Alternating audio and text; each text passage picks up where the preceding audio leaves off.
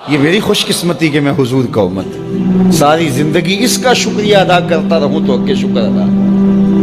ہم حضور کی امتی، نبی انتظار کرتے رہے، نبی منتظر رہے. حضرت خلیل اللہ اللہ کی بارگاہ میں پکار رہے، ربنا وابعث فیہم رسولا، مالک رسول بھیج دے. کوئی کہتا ہے لیسا بفظ ولا بغلظ، وہ ترشرو نہیں ہوگا، سخت مزاج نہیں ہوگا، ماتھے پہ شکنے لانے والا نہیں ہوگا، وہ پیار بانٹنے والا ہوگا. بس وہ آیا جا رہا. حضرت عیسیٰ نے تو نام بھی بتا دیا تھا، مبشرا برسول یاتی من بعد اسمہ احمد. لوگوں میں جا رہا ہوں، چلو نام بھی بتا دیتا ہوں، میرے بعد جو آنے والا اس کا نام احمد ہوگا. نبی انتظار کرتے رہے، 12 نبیوں نے انتظار کیا، حضور کی امت میں ہونے کے لیے تمنا کی. نستورہ راہب انتظار کرتا رہا، بحیرہ راہب انتظار کرتا رہا. شب ہجر کی سختیاں کوئی اس سے جا کے پوچھے، تیری راہ تکتے تکتے جسے صبح ہو گئی. زندگیاں گزار دی انہوں نے. سلمان فارسی کی کہانی سن لو. مجوسی کے بیٹے تھے، حق کی طلب میں نکلے، باپ نے گھر سے نکال دیا. ایک پادری کے پاس جا کے رکے، زندگی بھر اس کی نوکری کی. جب اس کا آخری وقت آیا، اس نے کہا میری تدفین کے بعد غموریا چلے جانا، وہاں کا پادری خدا رسیدہ ہے، تجھے اس سے کچھ مل جائے گا. کہتے میں وہاں سے غموریا آ گیا. پھر اس پادری کی ساری زندگی خدمت کی. جب وہ مرنے لگا تو اس نے کہا کوئی ایسا شخص نہیں ہے جس کے پاس اب میں تجھے بھیجوں، لیکن نبی آخر الزمان کے ظہور کے لمحے آ گئے. تو یہاں سے یثرب چلا جا، وہ اس نبی کی ہجرت گاہ ہوگی. تیری زندگی سنور جائے گی. تو نے بڑی محنت کی ہے، بڑی نوکری کی ہے میری. کہتے میں نے اس کو کہا کہیں ایسا نہ ہو میں دھوکہ کھا جو مجھے کوئی نشانی بتا دے. اس نے کہا 3 نشانی ہے. ایک صدقہ نہیں لے گا، دوسرا ہدیہ رد نہیں کرے گا، تیسرا 2 کندھوں کے درمیان مہر نبوت. کہتے ہیں میں نے اس کی تدفین کی. یثرب کی جانب جاتے ہوئے ایک قافلے میں شامل ہو گیا. انہوں نے مجھے پکڑ کے اپنا غلام بنا لیا، لیکن میرے پہ مہربانی یہ کی کہ مجھے بیچا جا کے مدینے میں. ایک یہودی نے مجھے خرید لیا. میں اس کے باغ میں گوڈی کرتا تھا، کام کرتا تھا، کھجوریں توڑتا تھا، لیکن میں انتظار میں تھا کہ کبھی وہ نبی آخر الزمان آئے تو مجھے دید ہو. کبھی عرش پر، کبھی فرش پر، کبھی ان کے در، کبھی در بدر. غم عاشقی تیرا شکریہ، میں کہاں کہاں سے گزر گیا.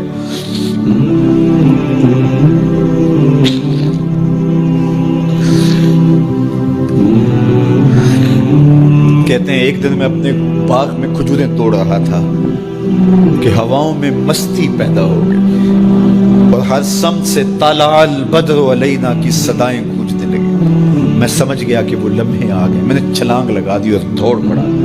میرے آقا نے سمجھا شاید غلام بھاگ گیا. اس نے دوڑ کے مجھے پکڑ لیا. میں نے اس کو کہا کہ میں نوکر تیرا ہی ہوں، لیکن دل نوکر کسی اور کا ہے. میں بھاگوں گا نہیں، مجھے جانے دے. میں کچھ کھجوریں لے گیا تھا صدقے کی نیت سے، جا کے حضور کو پیش کی. آقا کریم نے فرمایا ہم نبی صدقہ نہیں لیتے. کہتے ہیں نشانی ایک پوری ہوگی. کہتے ہیں کہ میں کچھ دنوں کے بعد اور کھجوریں لے گیا اور میری نیت ہدیہ کی تھی. میں نے پیش کی، حضور نے قبول فرما لی. لیکن میں بھی کہتا تھا تیسری نشانی بھی پوری ہو لے تو پھر مانوں. اور وہ کیا تھی؟ 2 کندھوں کے درمیان مہر نبوت. کہتے ہیں ایک دن حضور میرے باغ میں آئے اور آقا کریم نے اپنے مبارک کندھے پہ چادر رکھی ہوئی تھی اور چادر کی اوٹ میں مہر نبوت چھپی ہوئی تھی.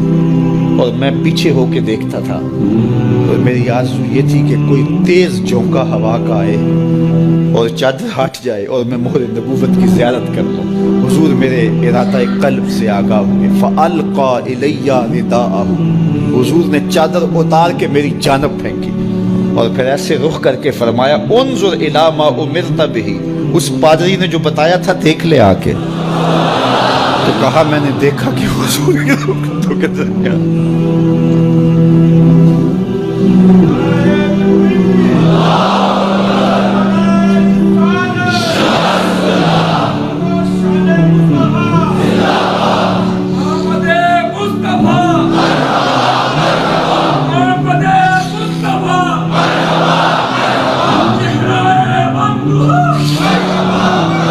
شب ہجر کی سختیاں کوئی اس سے جا کے پوچھے، تیری راہ تکتے تکتے جسے صبح ہو گئی. ہم نے تو کوئی انتظار نہیں کیا نا، ہم نے تو کوئی دکھ نہیں سہا، ہم سوئے تھے مقدر جاگ اٹھے.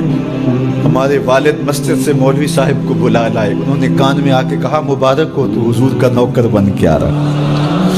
میرے والد گرامی ایک شعر جھوم کے پڑھا کرتے تھے, محمد جانے جانا ہے پیغمبر ہو تو ایسا ہو, رسولوں کی بشارت سے مبشر ہو تو ایسا ہو, امر توقیر کا سب کو موکر ہو تو ایسا ہو, کیا ہم کو غلام ان کا مقدر ہو تو ایسا ہو.